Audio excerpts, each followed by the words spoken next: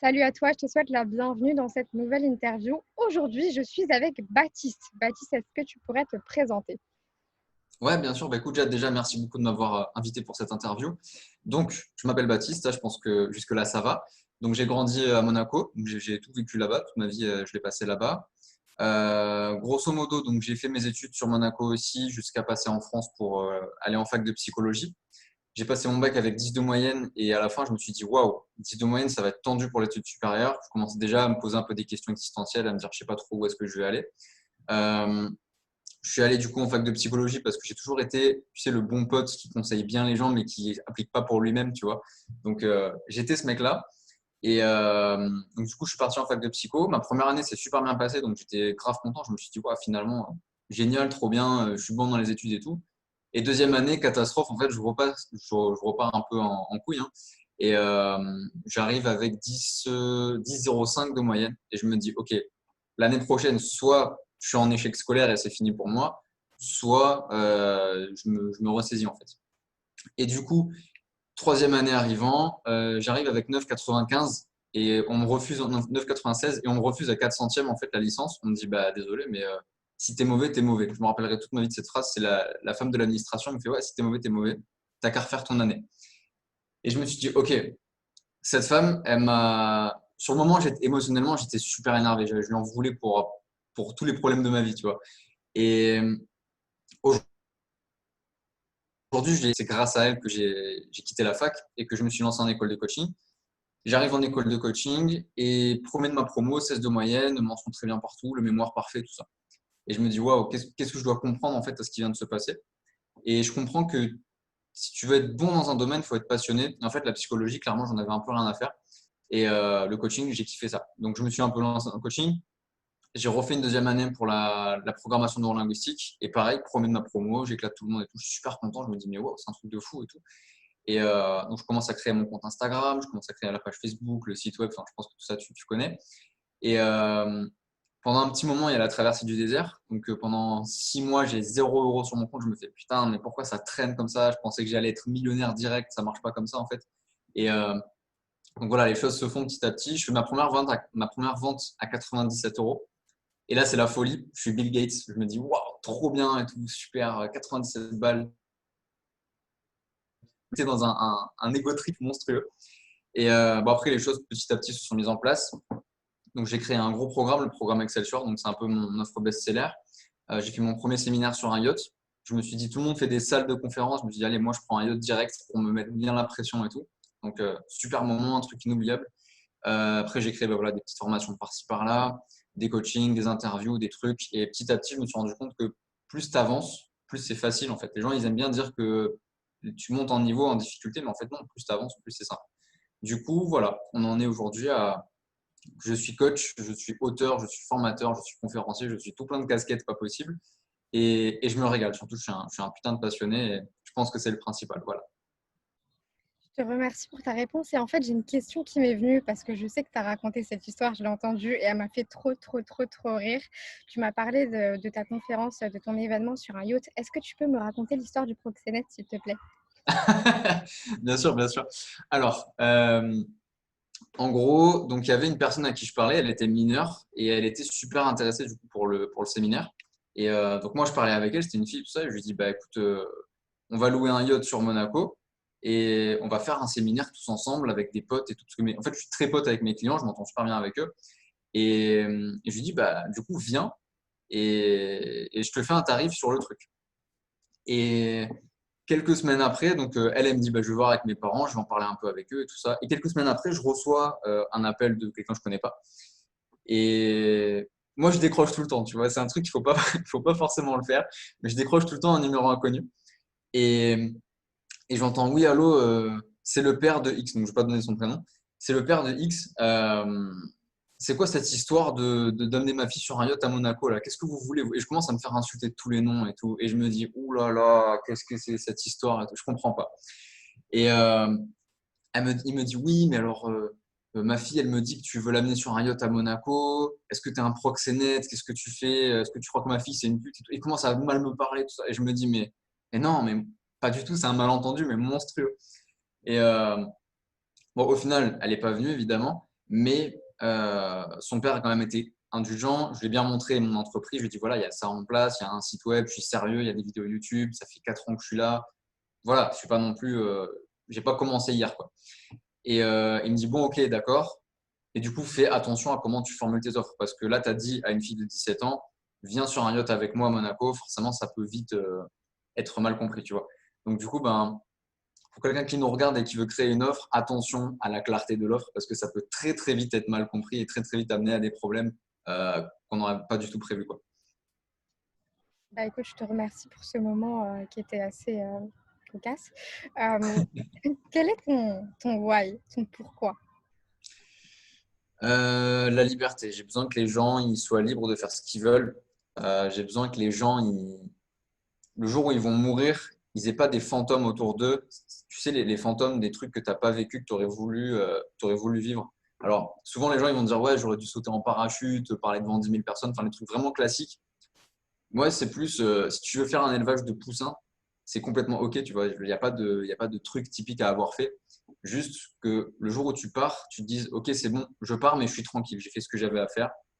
Et moi, mon why, c'est chaque personne doit être dans cette position à la fin de sa vie de se dire, OK, c'est bon, j'ai fait tout ce que j'avais à faire. La checklist, elle est complète, je peux partir tranquille. Et dans l'idéal, rendre la personne ce que j'appelle immortelle, dans le sens où elle va créer quelque chose dans sa vie qui va lui survivre et qui va, comment dire, qui va faire résonner son nom dans l'histoire en fait. Par exemple, tu prends un Tony Robbins, avec tout ce qu'il a mis en place, le jour où il sera plus là, bah, je pense qu'il y aura encore des rediffusions, des séminaires, des trucs, des gens qui vont parler de lui dans des centaines d'années, je sais pas. Donc le but c'est ça, c'est rendre les gens immortels et faire en sorte qu'ils partent sans aucun regret. Tu m'as parlé de liberté. Qu'est-ce que ça veut dire justement pour toi le mot liberté? Liberté, en une petite définition, c'est tu fais ce que tu veux, où tu veux, quand tu veux et avec qui tu veux. Pour moi, la liberté, c'est vraiment ça. Et ça va un petit peu avec l'argent. En fait, je pense qu'on en parlera un petit peu tout à l'heure. Mais l'argent te permet justement d'avoir ces quatre libertés. Pour moi, si tu as ces quatre libertés, bah, tu as la grosse liberté en fait. Et tu peux faire vraiment ce que tu veux, quoi.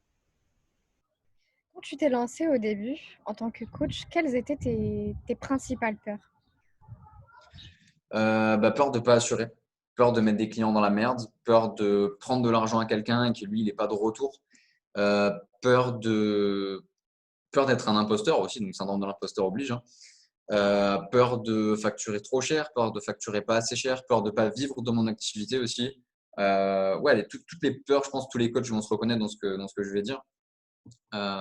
Ouais, la peur de l'échec. Après, il y a un peu bizarre la peur de la réussite. Genre, si je réussis, qu'est-ce qui va se passer? Est-ce que je vais changer? Est-ce que je vais devenir une nouvelle personne? Est-ce que cette nouvelle personne va me plaire, etc. Enfin, il y a beaucoup de peurs qui vont se mettre en place. Mais ouais, pour moi, c'était ça les peurs principales.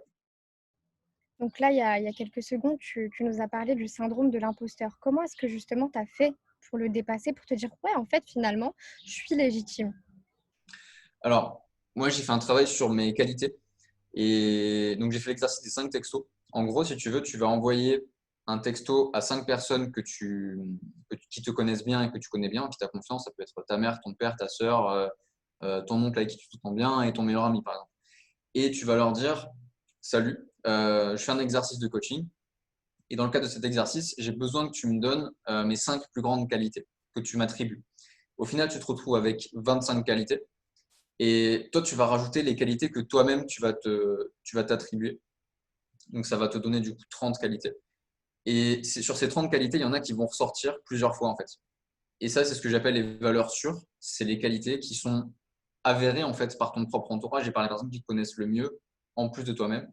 Et une fois que tu prends conscience en fait de là où tu es vraiment bon et où entre guillemets scientifiquement c'est sûr que tu as ces qualités, euh, le syndrome de l'imposteur, il va péter.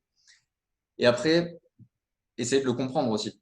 Pourquoi est-ce que j'ai le syndrome de l'imposteur et surtout de quoi est-ce que j'ai besoin pour ne plus l'avoir? Qu'est-ce que j'ai besoin de faire, d'être, d'avoir pour supprimer le syndrome? Et une fois que tu es au clair sur cette question, il n'y a plus qu'à agir en fait. Très bon exercice. Si tu devais tout recommencer, vraiment, pas que côté business, mais dans ta vie, est-ce que tu ferais les choses de la même façon? Ouais, ouais, surtout pour les parties difficiles, les parties qui ont fait mal, parce que c'est à ces parties-là que je dois justement ce que j'ai aujourd'hui. C'est tout ce qui est les formations qui échouent, les offres qui font zéro vente, les gens qui viennent, qui t'insultent, qui te disent ton contenu c'est pourri. Euh, toutes ces personnes-là, toutes ces personnes qui ont contribué à ce que je souffre, au final, elles ont énormément contribué à ce que je grandisse. Et ouais, pour ça, je ne changerai rien au monde. Et je te dirais même, c'est un peu sado, mais je te dirais même que s'il fallait que je change un truc, je repousserais toutes mes victoires à plus loin pour en chier encore plus et pour apprendre encore plus. Après, c'est un petit peu sado, tu vois, mais je pense que la croissance, elle est aussi dans la souffrance d'une certaine façon et que on doit beaucoup du coup à la souffrance. C'est que, ouais, pour moi, le focus, c'est ça. Et du coup, ben, ça m'amène à une question qui n'était pas du tout prévue. Mais quelle est en fait l'épreuve qui vraiment, autant t'a fait souffrir, mais comme tu dis, t'a fait grandir? Alors moi, c'était une rupture amoureuse. Donc ça n'a rien à voir avec le business, mais du coup, c'est ce qui a déclenché en fait le truc petit à petit. Donc j'étais avec la personne depuis, ça faisait 3 ans. Et à un moment donné, je tombe, j'ai un pote qui me dit, ouais, il faut que tu lises un livre d'Olivier Roland, tout le monde l'appelle juste d'arrêter ses études. Donc super bouquin, hein.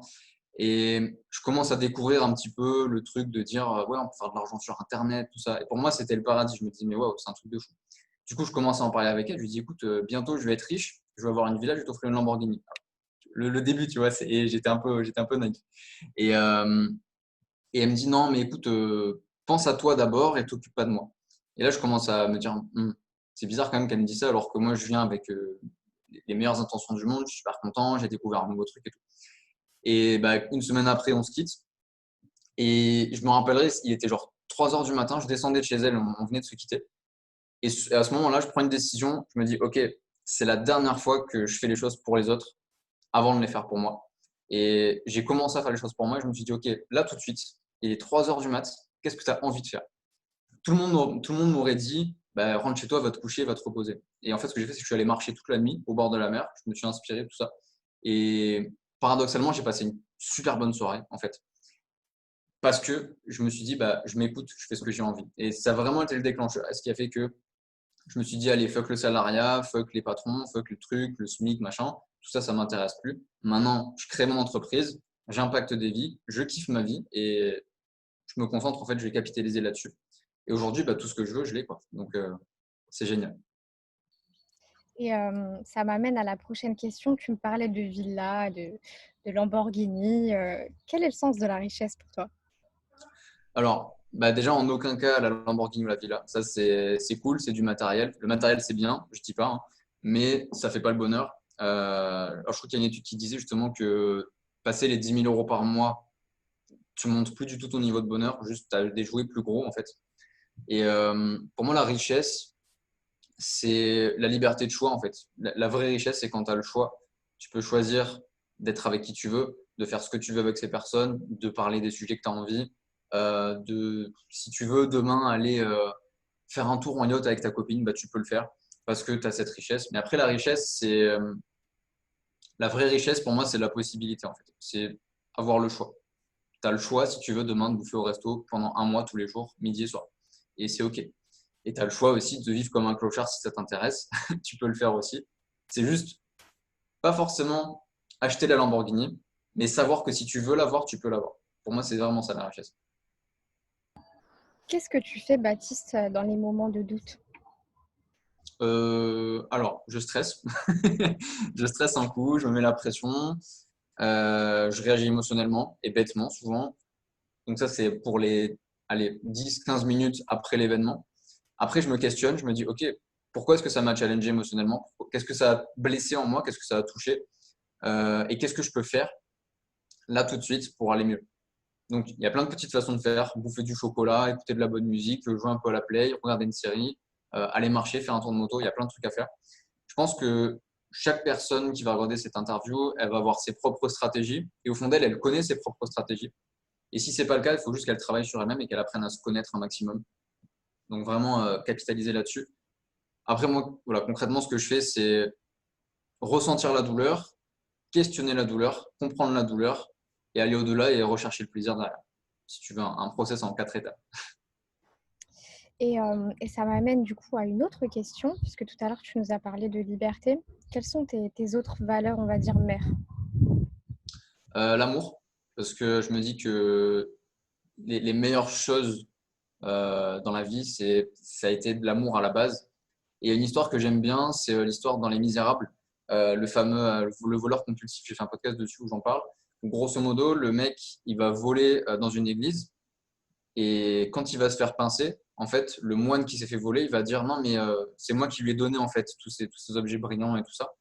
Et en fait, le voleur s'arrête à vie de voler parce que ça, en fait, ça l'a détruit de voir autant d'amour alors qu'il s'en sentait pas forcément digne. Et ça montre en fait le pouvoir de l'amour. Et quand tu mets de l'amour dans tout ce que tu fais, et en tant que coach, je pense que tu es au courant de ça, euh, clairement, tu changes des vies. Par contre, aller au forcing, euh, tu vois, vraiment, le forceps, ça marche pas. Juste être doux, mettre de l'amour, mettre de l'authenticité, mettre de la personnalité, comme Jérémy ferait dans Mercure, hein, par exemple. Juste être soi-même, donc authenticité, amour, écoute de soi aussi, c'est super important. Et bien sûr, la liberté, mais ça, on en a déjà parlé. Et justement, là, tu nous parles, tu vois, d'amour, des qualités qu'on doit avoir finalement. Comment, selon toi, être un bon coach? Euh, c'est une grosse question. Je pense qu'on est bon coach quand on a déjà une bonne écoute, avoir une bonne écoute active, quand on passe du temps à apprendre sur les autres, mais aussi sur soi, parce que il faut que le coach connaisse le coach. Il faut que le mec se connaisse lui-même pour avoir des coachings pertinents. Il faut de la pratique, évidemment. Il faut de la curiosité, beaucoup de curiosité, bien essayer d'aller comprendre les choses, aller se former à des trucs auxquels on ne croit pas forcément au début.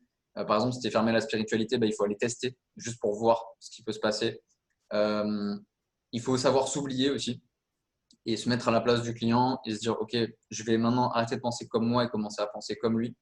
Et toujours être dans cette démarche d'amour, en fait. Tu es là pour, t'aimes ton client, tu aides ton client. Et c'est pour ça, je pense qu'il y a 90% des coachs qui se plantent. Pourquoi? Parce que tout simplement, bah, ils écoutent leur porte-monnaie. Comment est-ce que je vais pouvoir closer cette offre, etc. Et ça ne marche pas. Et tu as les 10% qui restent, nous, qui fonctionnent parce que on met de l'amour dans ce qu'on fait, on met de l'écoute. Et je pense qu'un coaching où il y a de l'amour, de l'écoute, des compétences et de la formation, c'est un coaching dans 95% des cas qui va fonctionner. Quel est le message aujourd'hui que tu as envie de faire passer? Écoute-toi. Juste écoute-toi. Tu as envie de faire un truc, fais-le. Tu as envie de partir élever des dindons au Pérou, c'est OK, fais-le. Tu as envie d'aller rouler en Lamborghini, même si ça te semble super superficiel, fais-le aussi. Tu vois, vraiment, il y a trop de gens qui s'écoutent plus en fait. Ils ont arrêté de s'écouter. Par contre, c'est des experts pour écouter les autres. Ils écoutent la télé, ils écoutent les experts sur YouTube, ils écoutent les publicités, ils écoutent, je sais pas moi, les journaux, les médias, etc. Mais ils s'écoutent plus eux-mêmes en fait. Ils écoutent leur famille, leurs amis et tout, mais pas eux. Et pour moi, si tu recommences à t'écouter toi, comme si tu étais un gosse en fait qui est en train d'apprendre son environnement et tout, euh, bah là tu recommences à être heureux. Et je pense que c'est un message qui peut être pertinent pour quelqu'un qui oublierait de s'écouter. Surtout pour un coach aussi, si tu as une audience de coach. Euh, je pense qu'un coach qui s'écoute, c'est un coach aussi qui peut réussir beaucoup plus facilement que les autres. Bah, écoute, je te remercie pour cette réponse qui est très pertinente. Euh, j'ai bugué sur le mot, c'est pas grave, on s'en fout. Euh, est-ce qu'il y a quelqu'un que tu aimerais me voir interviewer dans les semaines à venir? Alors moi je peux te conseiller Arnaud Infante. Lui, il est dans la timidité et il a rejoint Mercure il n'y a pas longtemps en plus.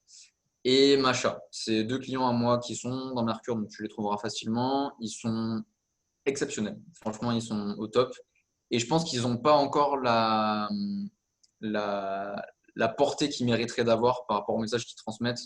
Il y en a un sur la timidité et l'autre sur l'hypersensibilité et la boulimie qui va être liée à ça.